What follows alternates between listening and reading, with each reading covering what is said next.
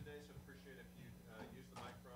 Chris Levisto's on the other end, passing out the mic. So ask your question, state your affiliation, please. So we'll go ahead and get started with Neil, Chris, Steve Blake. Welcome back, and Coach Stotts. Question. Fire away. No one has any questions? Let's go. All right, we're out.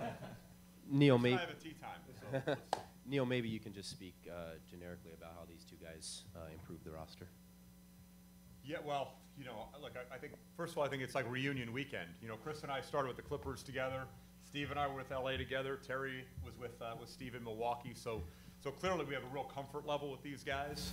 We know what they can bring to the table, not just in terms of skill set, but in terms of culture, which, you know, we keep harping on. But it really is important to us that guys that we bring here want to be here. They want to play the way that, you know, the kind of system Terry's instilling. They're both gamers. They're about winning.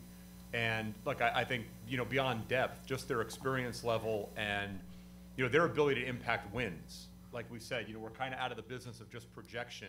We want to bring guys in here that we know can deliver in high pressure, high level environments. You know, this is a team that was in the second round of the playoffs last year, and you've got to target a certain type of player to be able to compete at that level, and both these guys are, you know, are in that category.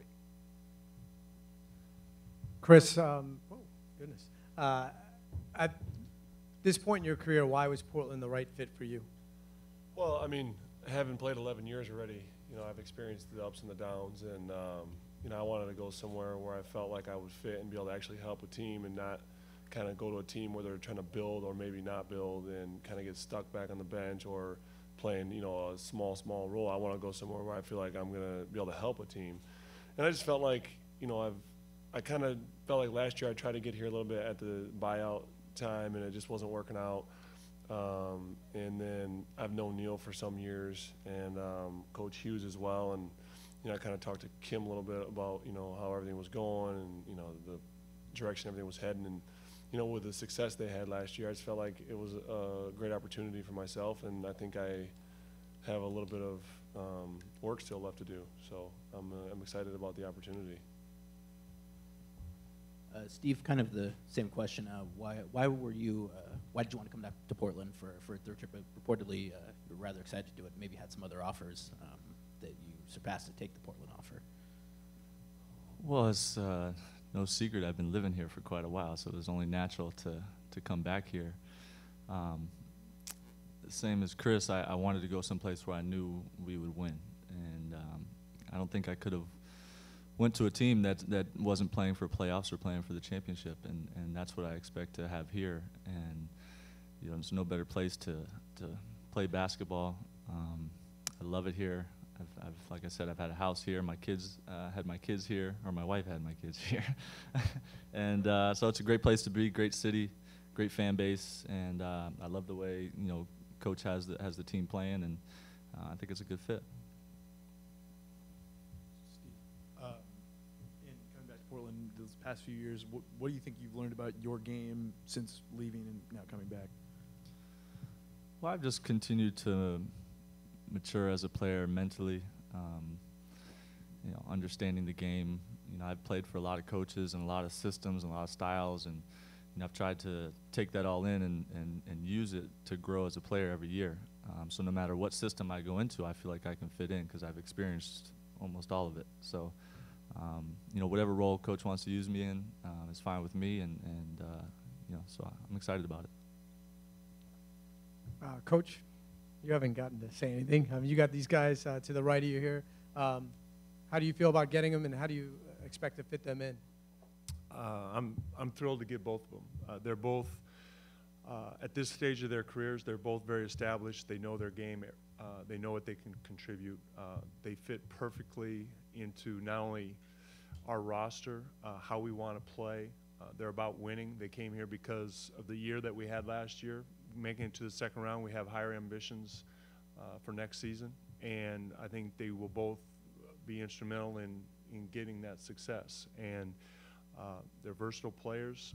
I think the fact that Chris can play with Robin in LA, the fact that Steve can run the show without Damian, he can play with Damian, I think both of them will be very good mentors for our young players for the bigs and the guards.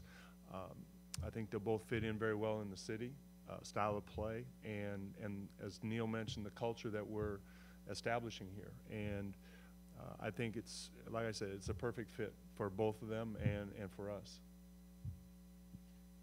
Neil, can you talk at all about just how you feel free agency progressed for the team and just how that process played out over the moratorium?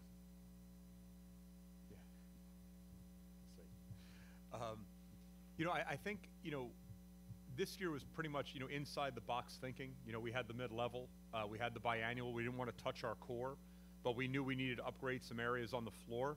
You know, I think the youth of our bench last year, you know, was an issue. I think we'll see a lot of progression from those guys, but, you know, when you're in a win-now mode, you know, you need to get guys that you know you can put on the floor and they can get it done at a high level. So, you know, these are both guys we targeted early in the process. You know, we spoke with them and their agents very early in the process. You know, we explored other opportunities, you know, throughout the moratorium, because that's my job from a due diligence standpoint. But, you know, we couldn't have come away with two guys that fit what we're trying to do better, given the tools we had at our disposal. And, you know, more than anything, look, you know, I'm a big believer in talking to players. You know, 99% of the time, I think they know more than I do, and guys that walk around in their suits. And, you know, all I knew is that, you know, both Chris and Steve resonated with Dame, Nick, LaMarcus, Robin, Wes. I mean, they were all on board and knew what these guys could bring to the table. And they're the ones that share the floor with them. So they know what they need to help compete and how guys are going to fit into how we play. And like I said, you know, the text messages and, you know, the information I got back and Terry got back from our current roster guys just really reinforced that this was the right path for us to take. Chris, you've had a week or so to let this signing process. How do you think basketball-wise, skill-wise, you fit in with this roster and what you can bring with that regard? Well, I mean, I think first of all, you know, they already had pretty good success with their two bigs that they play with already, with Robin and LaMarcus. So I think everybody knows there's no secret that LaMarcus Aldridge is one of the best power forwards in the game right now. And so, you know, you got him going, and I just felt like Robin is a great defender and plays hard and really gives, you know, his full attention to the games when he plays. And I watched him play a lot, and obviously playing against him 4 times last year. And then for me, I felt like, you know, they have some young guys who are up and coming who still need a little bit of time, I think, to develop with Myers and Joel. And I think that I can help both of those guys as well as the other older guys to develop. But more than anything, I feel like I can do a little bit of both defensively and offensively. And I would say that I can help LaMarcus when, you know, he goes out. I can help kind of keep up some of the scoring. And then when Robin goes out, I can help keep up some of the defense. So I feel like I got a little bit of both sides. And I just feel like I would fit in pretty good in the city as well. I enjoy the outdoors, being born and raised in Michigan, and I've done a lot of hunting and fishing, and I just enjoy the city. And you know, I've heard a lot of good things about it as well. And like I said, I'm just excited to be able to have an opportunity to play again for another year, especially, and also to be able to play in Portland. You know, with the winning success they had last year. Steve, there's not a lot of guys that play for a team twice. Here you are again. Does it feel weird and kind of surreal almost to be back, or does it just fit naturally to be back with the Blazers again? Both of those. It's still a little surreal that I'm back here, but at the same time, it's amazing. It's a great fit for me. So I'm just excited. I mean, it's like you said, unprecedented for someone to come back someplace 3 times. You know, 3 different general managers. I think we were talking about. But you know, hopefully I can finish my career here and help bring a championship back to Portland. From your family and your wife when they found you were signing here? Well, this was definitely a family decision. My wife was very involved in the process of making a decision. So we talked about it a lot, you know, last night and this morning, and we both felt this was the best place for me and our family.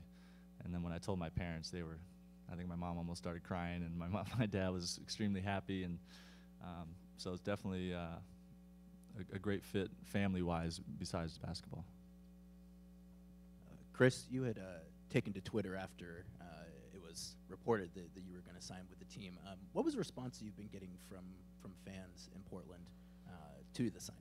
Well, I mean, the crazy thing, I was on the phone with Neil and my agent, Rob Palenka, and, like, I'm good buddies with a couple of bigger reporters, especially Mark Stein. And before I literally got off the phone, I had a text come through my phone from him saying, "You're signing with Dallas. Why didn't you tell me?" I was like, "I'm still on the phone with the general manager right now. Like, how do you know this stuff?" So the social media nowadays is just amazing how quickly stuff gets out there, and so it blows your mind sometimes. But like I said, but I just right away I was like, I should probably throw something out there just because otherwise everybody's gonna know before I almost know, and so I think I've gotten pretty good response. Like I said, I try to keep my head down and do my job. I've gotten myself into different situations with different teams over the last 4 years where it's just kind of been an up and down struggle, and I thought I was going to come somewhere where they were going to, make the playoffs. I kind of gambled with Dallas, and then Dirk being out, and then last year with the Lakers, we had a lot of injuries. So it's been a tough 3 years for me, and I'm just ready to be a part of a team where I know they have a great opportunity to have great success. So I think I'm getting some pretty good feedback from a lot of fans. Neil, would you say you're done now, or are you still looking to be opportunistic? Well, unless they give us the 16th roster spot, I'm done. I'm kind of, I'd like to be done. Look, I think Terry and I are both really comfortable with where the roster is right now. It does mean we're not going to explore opportunities to upgrade other areas if they come up. That's our job. But I think we went into this offseason knowing where we had some gaps to fill. We think these guys really filled both those gaps. And, look, all we want to keep doing is just keep moving the ball forward. And I think, last summer, our team got better. And this summer, our team got better. And we're going to keep moving in a positive direction and adding guys. But, look, there's a patience factor to this, too. People point to certain teams around the league and describe that as the model, small market teams should follow. But nobody wants to have the patience to actually let the process unfold. So, you can see we've accelerated a little bit, based on some of the success of some of our existing players. And last year we took a huge jump. And, from a competitive standpoint, we're going to take another jump this year. So, look, we're always going to keep our eyes open. But I think we're really comfortable with where the roster is right now. I think if we had any deficiencies in terms of veteran leadership and stability and experience off the bench against a team like San Antonio in the playoffs, I think Steve and Chris help answer those questions. And like I said, we're still anticipating a big jump from our younger guys. They're in here working. They've been here since early June. When talent meets opportunity, you've got a great situation. And I think these guys are going to have to, like last year, earn an opportunity. Our young guys are going to have to earn the opportunity to get on the floor, because when you play for a winning team with high aspirations, things aren't given to you. And I think it's important that our young guys' development will actually be better as a result of earning minutes and not having them given to them. Terry, how would you describe your collection of bigs, the options you have, A, and B? How nice is it to have such depth? Well, as I mentioned earlier, the versatility that Chris gives us, I feel comfortable that he can play with LaMarcus or with Robin, or with none of them. He's a proven talent as far as the big guys, and it'll be a challenge for the young guys coming back, Myers, Joel, and T-Rob, because Chris is going to play, and he's going to be an integral part of what we do next season. So, it's going to be a challenge, but as Neil mentioned, it just puts a little bit more onus on the young guys to push themselves and win their opportunities. We were very fortunate with our health last season, and the one of the things about having a deep roster is that in the eventuality that there are injuries or games missed due to injury, then you're able to get through that. So for me, like I said, these two guys fill a lot of holes, and again, with their versatility, they're not one-position players, and I enjoy that part of it, to be able to put different people in different spots and kind of create opportunities out on the court, and they both do that for us. For Steve and Chris, how much did the offensive style of play into your decision to want to come here? It wasn't the main factor, but it was definitely a factor. I like the way they played defensively, down in the sides and pushing the ball into the bigs. Offensively, I know they shoot a lot of threes. I like to pass to guys when I penetrate, kick the ball out for threes. I like to shoot threes. And just the movement, there's not a lot of just standing around and just playing one-on-one basketball. There's a lot of movement going on, a lot of actions, and I think that's a big key to their success. I just felt comfortable with both ends of the floor. It wasn't particularly one side or the other. When you win, you win. You know, it's plain and simple. And Trailblazers lost to the champions, and there's something to be said about that. And I thought they played them pretty well. And so I just felt like they're winners, and that's what you need. You know, if you can tag along on a winner anytime and try to do the best you can to help them, you know, it's a great opportunity. And so I think myself and Steve included would just want to do what we can to help make the team successful. Okay, any other questions? Okay, we'll go ahead and do the photo op here real quick.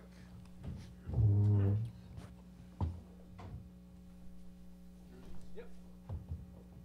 What are you looking for here, sir? We're looking dead center here with Sam the man and the rest of the cameras. Backwards or forwards, sir? Backwards, please.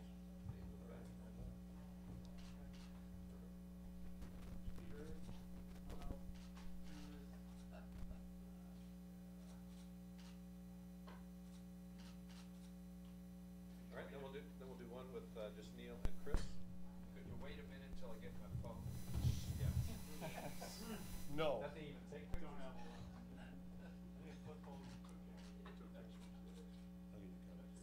All right, and then one with Blake and Ian.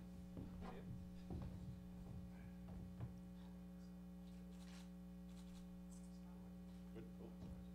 Okay.